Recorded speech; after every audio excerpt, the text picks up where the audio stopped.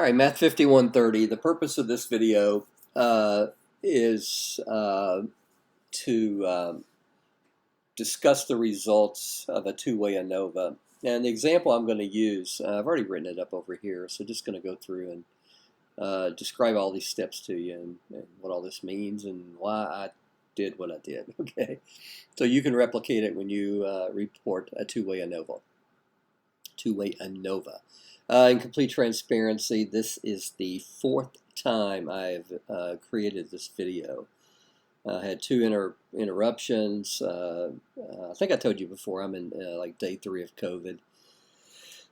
So I had a coughing attack. I thought, well, no one wants to hear that, so I feel like I got to sneeze right now, so I may start it over. So anyway, the example I'm going to use, the dependent variable, which must be quantitative, and it is systolic blood pressure. We have to have two independent variables, which are both categorical. They are. One is age group, one is BMI category.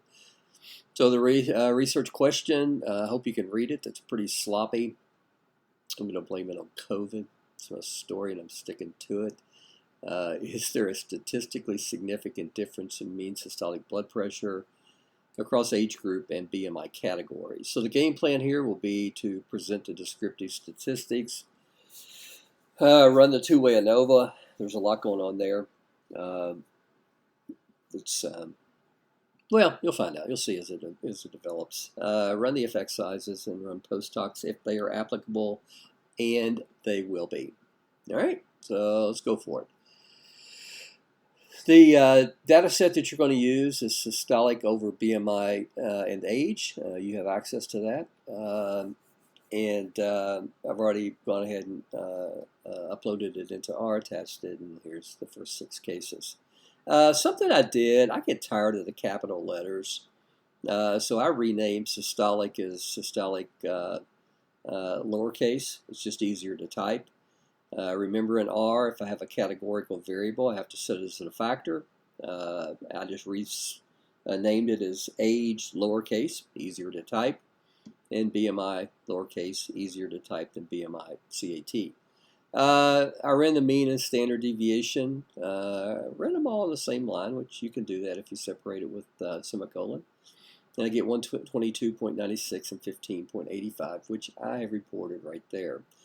I need my sample size, so I could do length of any of the variables. And I can see that I have 300 patients included in my sample data. Next thing I got into is I got into the box plot. I need to examine outliers. And you can see that I have this, which I've copy and pasted into graph number 1. And these 4 outliers intrigue me because one of the assumptions for running a two-way ANOVA is no outliers. So I wanted to report these for the reader. And so if I just sort systolic from low to high, I have tunnel vision on the top 4, because again, there are 4 dots there. Now, if there were 20 or even probably more than 6 or 7, I would just say that maybe that approximate that the residuals ranged from this number to this number, again approximately. But since there's only 4, I feel it's important enough to report these. So 164 up to 186. That's a really high blood pressure. Next thing I do is I dive into describing the categorical variables. So I'm going to create table 1 from a table of my ages. And I'm going to create table 2 as a table of my BMIs. So table 1, I get my counts. What I do is I pull out the count of the level that's the highest. That's the 40 to 64 range. That's my style. You may pull out the one with the least number. It doesn't matter because down here we're going to report everything. I just like in the narrative to pull out a piece of information for each of these to be reported and described a little bit more. To get the props, again, prop table of table 1, and I can see that the 42.3% corresponds to that. Table 2, I get my counts. I see obese is the largest, 113, and I can do prop table, table 2, and I can see 37.7% aligns with that. So I just report those things here.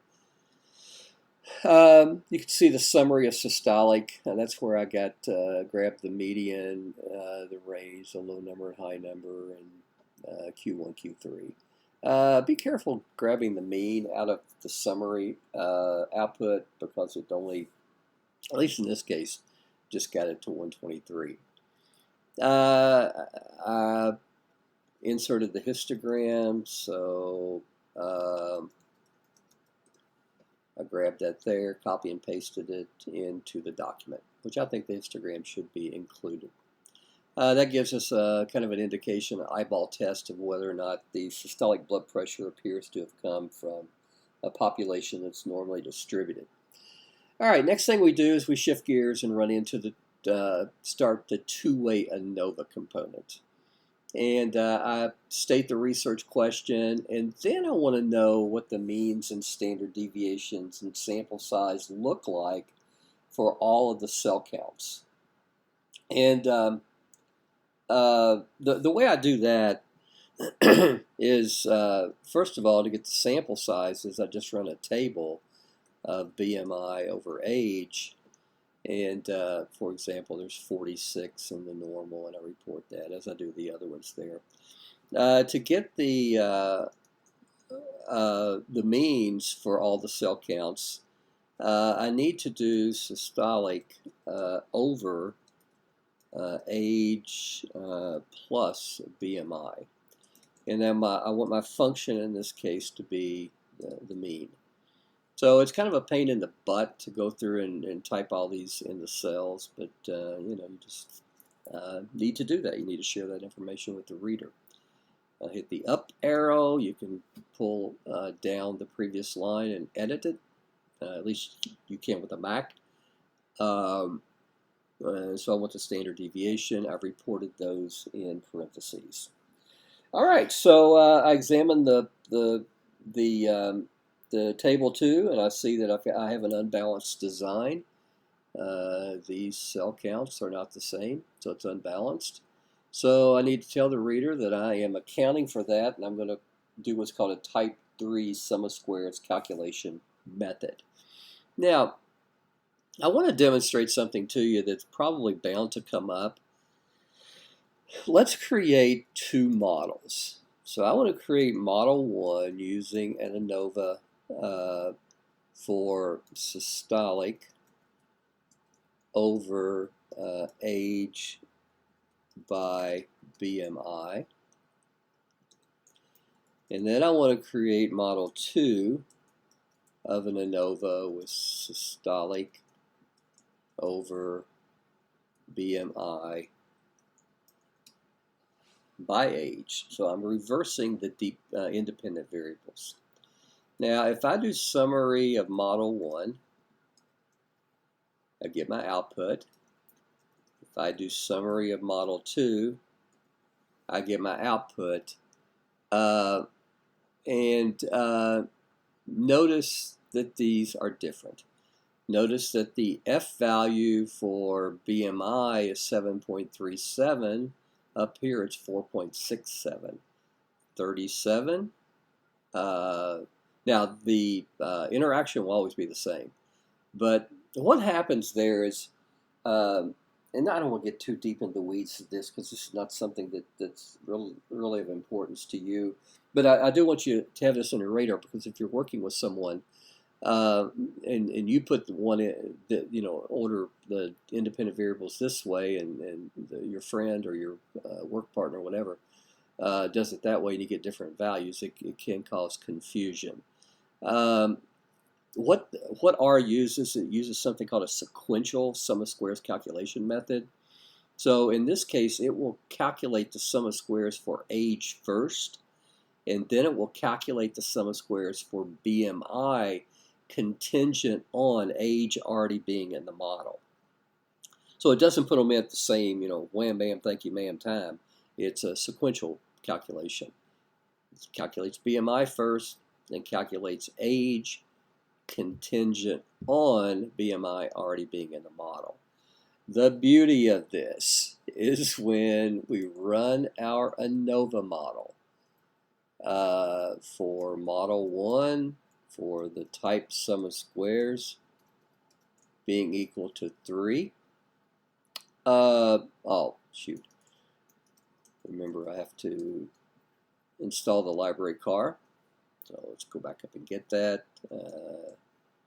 And then I want you to see that if I do this with model 2, which gave the different numbers, that this type 3 sum of squares calculation method brings us back to the same values.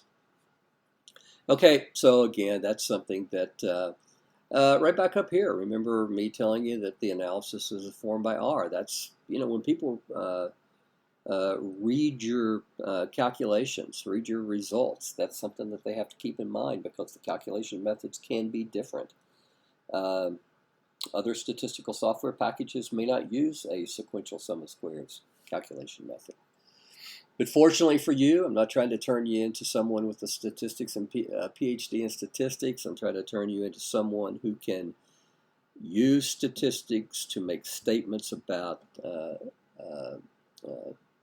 issues in your discipline.